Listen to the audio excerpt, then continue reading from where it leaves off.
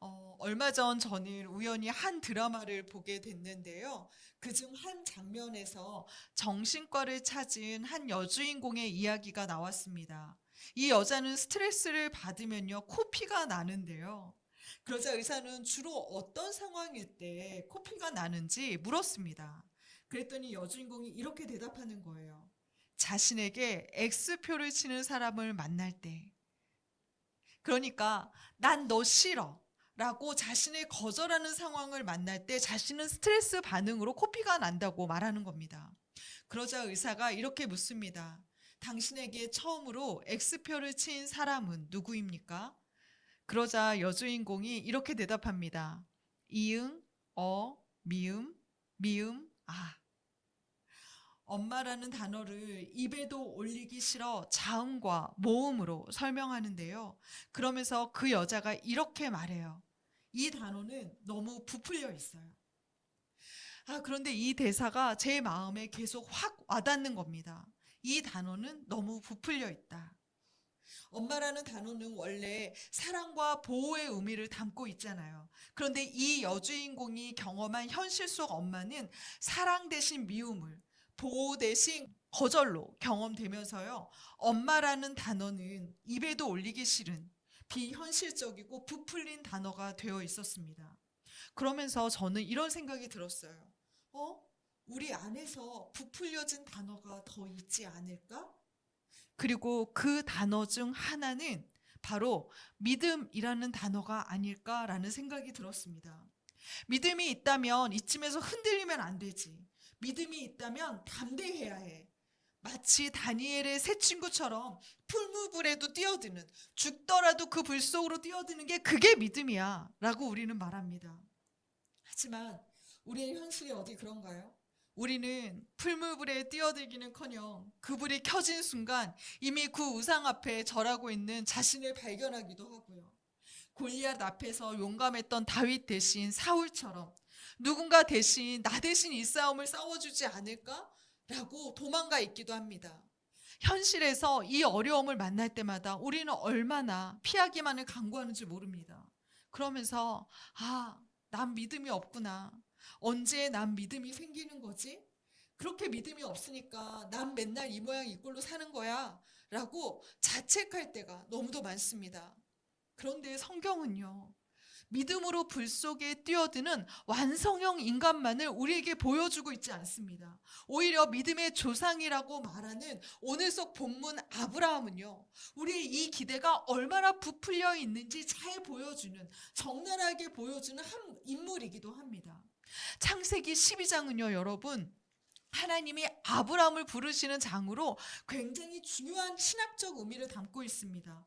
만약에 창세기를 두 부분으로 나눈다면요, 1장에서 11장으로 나누고요, 바로 이 12장에서 50장까지를 나눌 만큼 이 12장은 굉장히 중요한 하나님의 부르심을 담고 있습니다.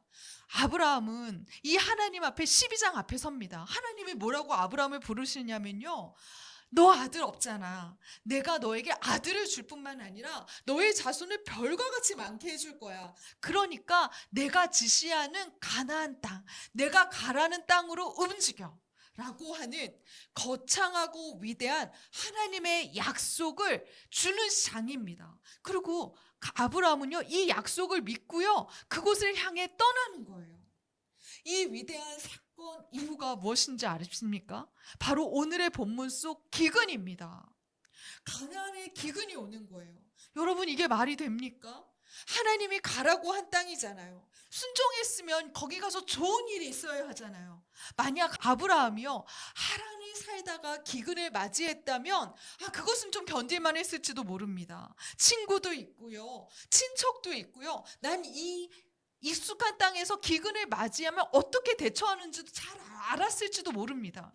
그런데 이곳은 낯선 가나안 땅이잖아요. 자기는 그 안에 이방인이잖아요. 그곳의 기근은 너무도 가혹한 힘들고 어려운 일이었습니다. 제가 미국에 살 때요, 큰애가 5살쯤 되었는데요, 이 아이가 고열이 나는 거예요. 근데 해열제를 아무리 먹여도 이 열이 떨어지지 않는 겁니다. 제가 한국이라면 당장 응급실에 가서 수액을 맞추는 그 방법을 선택했을 텐데요. 미국에서는 고열이 나는 아이를 이 밤중에 어떻게 해야 되는지 제가 모르겠는 거예요. 그래서 제가 이 아이를 욕조에 담가 놓고요. 미지근한 물로 씻기는데요. 이 아이도 너무 아팠었나 봐요. 저한테 이러는 거예요. 엄마, 나 아무래도 병원에 가야 될 것 같아요. 5살 아이가 그 욕조에서 나를 병원에 데려달라는데요. 제가 그 방법을 모르겠더라고요. 그래서 제가 그 아이를 안고 하나님 제발 살려주세요. 그리고 얼마나 울었는지 모릅니다. 낯선 땅에서 이방인은요, 갑작스러운 상황에 대처할 능력이 없어요. 그렇게 취약한 존재가 되는 겁니다. 그런데 아브라함을 그렇게 취약한 존재로 만들어 놓고선요, 그곳에서 첫 번째 사건이 기근이에요. 그러니까 아브라함이요, 이 가나안 땅을 떠나서 옆에 있는 풍요의 땅 애굽으로 피신하는 겁니다. 여러분, 당시 중동에서 신은요, 지역 신이에요. 공간의 신이었단 말입니다. 그러니까 전쟁을 할 때는 전쟁을 다스리는 신이 필요했고요, 농사를 지을 때는 농사를 다스리는 신이 필요했단 말이에요. 그러니까 아브라함이 자기가 살던 땅을 떼서 가나안 땅에 온 것은요, 하나님께서 우상을 팔던 자신을 이 땅으로 부르면서 내가 이 땅에 가면 아들 줄게 라고 말했다고 느낀 거예요. 그러니까 가나안 땅을 다스리는 신이 가나안 땅에 오면 아들을 주겠다고 했으니까 가나안 땅에 간 겁니다. 그러니까 아브라함에게요, 하나님은 여호와라는 신은 가나안을 다스리는 이 지역의 신이구나라고 믿었던 거예요. 그런데 그곳에 갔는데, 그 아이를 주겠다는 약속을 믿고 갔는데 어려움을 발생하니까요, 아브라함이 어떤 생각을 하게 되냐면요, 하나님은, 여호와라는 신은 위대한 신은 아니구나. 그렇게 위대한 신이 아니니까 가나안 땅에 기근이 들지, 그러니까 이 땅에 와서 이렇게 어려움이 들지 라는 생각을 했던 겁니다. 그래서요, 아브라함은 그 하나님에 대한, 그 능력에 대한 깊은 실망감을 안고 풍요로운 애굽 나라로 간 거예요. 그렇게 도착한 아브라함이요, 그 애굽에서 자신의 아내 사라를 마치 동생인 것처럼 속여서요, 그 땅에 거주하기로 결심합니다. 그러자 바로 왕이 사라의 아름다움을 보고요, 그를 아내로 맞이하잖아요. 이는 그런데 사라가 아름다워서 그런 것도 있겠지만요, 사실 당시의 문화이기도 했습니다. 여러분, 이때는 부족 사회였거든요. 한 부족이 많은 종들과 자신의 거대한 재산을 들고 다른 나라의 낯선 땅에 온 겁니다. 자, 그러면 이것은 자칫 전쟁을 일으킬 수 있어요. 자칫 큰 싸움이 일어날 수 있어요. 그래서 어떻게 했냐면요, 각자의 가족을 혼인으로 맺는 겁니다. 각자의 가족이 혼인을 하면서요, 우리 평화롭게 공존하자, 우리 여기서 잘 살아보자 라고 하는 거예요. 그러니까 아브라함은요, 사라를, 아내를 바로에게 줌으로써 나 여기서 잘 살게 도와줘, 우리 평화롭게 잘 지내자 라고 말한 거예요. 그런데 여러분 잘 보세요. 하나님의 언약은 누구를 통해 이루어지는 거였나요? 아브라함을 통해서도 이루어지는 거지만 사라를 통해서도 이루어지는 겁니다. 사라는 반드시 하나님의 언약에 필요한 존재예요. 그런데 사라가 바로의 집에 거하는 것은요, 아브라함이 하나님의 언약에 대한 기대감이 없다는 겁니다. 하나님의 언약을 버렸다는 거예요. 그리고 자신의 방법대로 이제 애굽 땅에 살겠다고 결심했다는 겁니다. 바로 그때 하나님이 이 결혼을 막으십니다. 사라가 바로의 궁에 들어오니까요, 궁에 좋은 일이 있는 것이 아니라 막 재앙이 일어나는 거예요. 그러니까 바로가 이방 신들을 모아놓은 제사장들을 보고 이런 재앙이 왜 갑자기 일어나지? 그러면서 여호와의 심판입니다 라는 결론을 얻어요. 그럼 여호와께서 나를 왜 심판했지? 그러고 나서 나온 게, 아브라함이 나를 속였구나, 아브라함이 자기 아내를 나한테 보내줌으로써 이 재앙이 일어났구나 라고 말하는 거예요. 그래서 오히려 이방의 왕이 아브라함을 꾸짖습니다. 너 나에게 왜 이런 일을 행했느냐? 그러면서 자신의 수치도 감추고요, 사라의 수치도 감추려고 어마어마한 재산을 주면서, 양식을 주면서 다시 가나안 땅으로 아브라함을 보냅니다. 그 사건이 오늘의 본문 말씀이에요. 자, 여러분, 이 모든 과정에서 아브라함이 한 것이 무엇이 있나요? 아브라함의 역할과 수고는 하나도 없습니다. 아브라함은요, 아내를 보내놓고 하나님 도와주세요라고 기도했다는 장면도 있지 않아요. 아내를 도로 받고요, 하나님 제가 너무 잘못했어요, 회개했다는 본문도 없습니다. 문제는 아브라함이 그냥 일으켰어요. 그런데 그 상황을 수습하신 건 하나님이세요. 아브라함은 그저 일하신 하나님을 볼 뿐이에요. 왜요? 하나님은 아브라함을 통해서 자신의 언약을 이루어야 하니까 그 모든 아브라함의 실수를 자신의 힘으로 해결하신 겁니다. 이 일을 통해서 아브라함은 무엇을 알았을까요? 아, 여호와는 가나안만 다스리시는 신이 아니네? 애굽의 바로 왕에게도 재앙을 내리시고 애굽도 흔드시는, 애굽도 다스리는 신이네. 그러면서 아브라함의 신의식이, 공간의 신의식이 가나안을 넘어 애굽까지 확대된 겁니다. 그뿐인가요?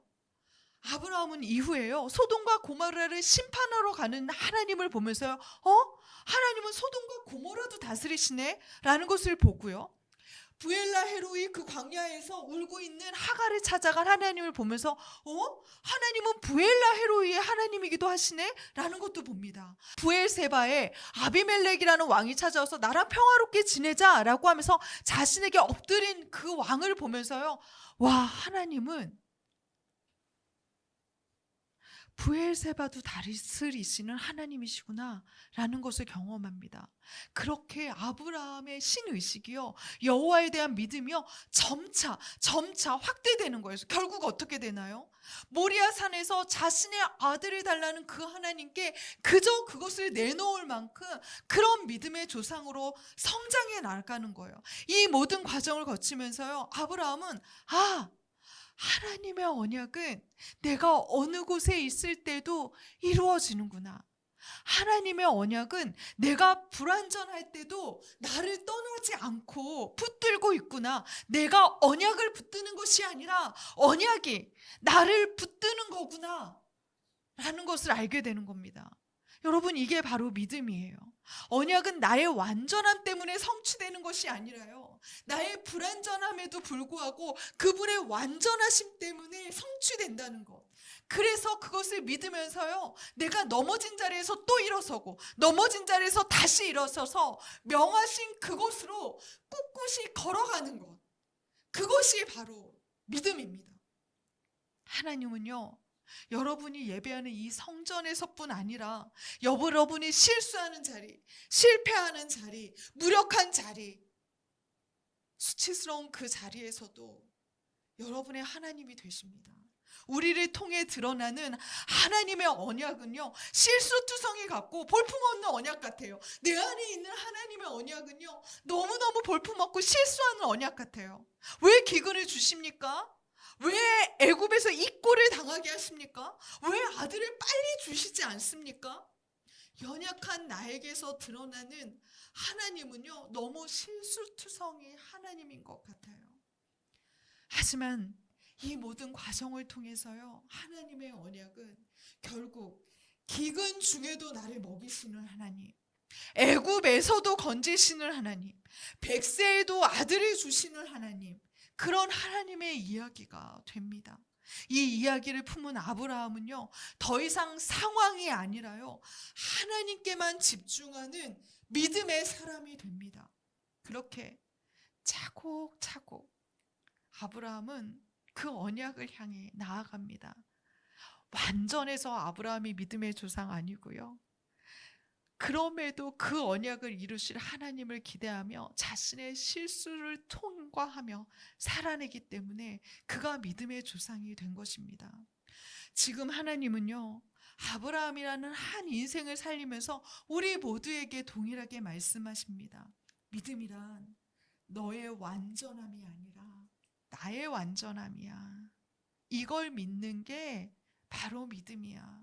너를 통해서도 나의 완전함이 드러날 것을 믿는 게 바로 믿음이야. 그렇게 말씀하고 계십니다. 학자들은요, 아브라함과 동시대의 인물로 욥을 뽑습니다. 그렇다면 왜 하나님은 그렇게 당대의 완전한 자라고 사단에게도 자랑했던 욥이 아니라 우상을 만들던 자, 아들도 없었던 그 연약한, 한없이 나약한 아브라함을 믿음의 조상으로 세웠던 것일까? 학자들은 질문합니다. 근데 왜 모르겠어요. 왜 완전한 욥이 아니라 부족한 아브라함이었는지 아무도 그 이유를 알지 못합니다. 하지만 단 한 가지, 욥이 아니라 아브라함이어서, 그가 믿음의 시작이어서, 그가 믿음의 조상이어서 우리에겐 얼마나 큰 위로가 되는지 모릅니다. 너도 믿음의 조상이 될 수 있어. 네가 아니라 내게 집중한다면, 너의 실수를 더 멋지게 완성시킬 나를 의지한다면, 너도 너의 가문에, 너의 공동체의 믿음의 시작, 믿음의 조상 아브라함이 될 수 있어 라고 말씀하십니다. 여러분은 지금 믿음의 어느 길쯤에 서 계십니까? 아마 여전히 경제적으로 어려운 힘든 기근 중에 계실지도 모르겠습니다. 사랑하는 것을 빼앗기는 애굽에 계시는지도 모르겠습니다. 또 여전히 아들을 주시겠다더니 그 아들을 주지도 않으시는 응답 없는 기도 중에 계실지도 모르겠습니다. 하나님의 완전하신 언약이 여러분을 붙드십니다. 하나님은 여러분에게 결코 X표를 치지 않으세요. 오히려 아브라함의 하나님이야 나, 그리고 이제 너의 하나님이 되어줄 거야 말씀하십니다. 일본에는 오래전부터 내려오는 킨즈키라는 독특한 도자기 수리법이 있습니다. 귀한 도자기가 실수로 바닥에 떨어지면요, 보통은 버리거나 어떻게든 투명한 본드로 붙여서 티 안 나게 붙이려고 하는데요, 이 킨즈기 장인들은요 다르게 행동합니다. 오히려 깨진 틈과 금이 간 자리를 숨기지 않고요, 그 갈라진 틈을 순금으로 채워 넣어서 깨진 조각들을 다시 이어 붙입니다. 그렇게 수리가 끝난 도자기를 보면요, 깨지기 전보다 훨씬 더 아름답고 세상에 단 하나뿐인 예술품으로 재탄생합니다. 깨진 자국이 흉터가 아니라요, 순금의 선으로 빛나는 가장 아름다운 무늬가 되는 것, 세상에 단 하나의 그릇이 되는 것이 바로 이 장인의 솜씨입니다. 그러니까요, 도자기는 깨어진 게 문제가 아니에요. 얼마나 솜씨 좋은 장인을 만나는지가 더 중요합니다. 저는 이 도자기를 보면서요, 이 모습이 꼭 하나님의 언약을 품은 우리의 모습 같다 생각했습니다. 기근을 만나 금이 가고요, 애굽으로 내려가 산산조각이 나고요, 그 아브라함의 인생처럼 우리도 실수하고 깨어지고 금이 갑니다. 그러나 장인이신 하나님이 깨진 우리 인생을요, 쓰레기통에 버리지 않으시고요, X표도 치지 않으시고요, 오히려 실수투성이 깨진 그 틈 사이마다 예수 그리스도의 보혈이라는 완전하신 언약의 순금을 채워 넣으시면서요, 우리의 부끄러운 흉터를 하나님의 영광을 드러내는 가장 아름다운 흔적으로 바꾸어 내십니다. 세상에 아무데도 없는 유일한 아름다운 삶이 되도록 우리를 만들어 가세요. 우리가 온전해서 쓰임받는 것이 아닙니다. 우리를 순금으로 다시 이어붙이면서 더 멋져졌네, 더 멋있잖아, 너 같은 모양은 세상에 없어 라고 말씀하시는 거예요. 그러니까 실수투성이 우리를 통해 믿음을 이어가실 그 하나님을 기대했으면 좋겠습니다. 연약한 내 모습이 아니라 완전하신 그분을 보셔야 합니다. 그분의 품 안에서 여러분은 결국 아브라함처럼 서게 되실 것입니다.